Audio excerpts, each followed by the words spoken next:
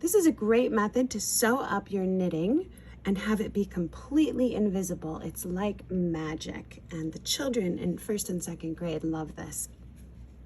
So let's suppose I'm sewing up this little square here, and I want to fold it in half. I tell the children that the open part is the street, and the edges of my knitting, that's the sidewalk. So there's a sidewalk on one side, and then the street and another sidewalk.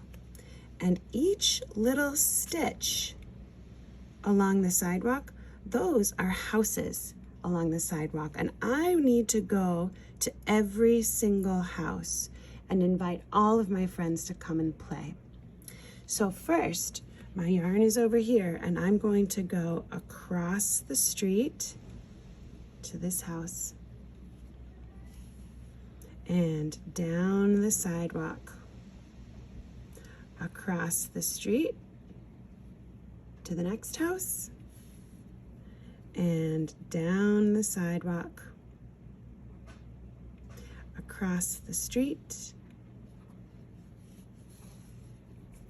and down the sidewalk.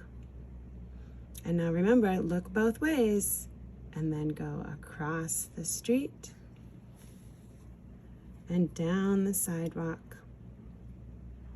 And as you can see, what I've already sewn up here, it's completely invisible, which is really fun. We talk about, let's sew it up so beautifully that no one will even know how it came together. It will look like it came together by magic. And we also like to talk about catching that tippy top stitch, right? So the house is right at the top of the sidewalk. It's not way down here at the bottom. We get the tippy top stitch, and we go across the street and down the sidewalk until we have gone to every house up and down the street and invited all our friends to play.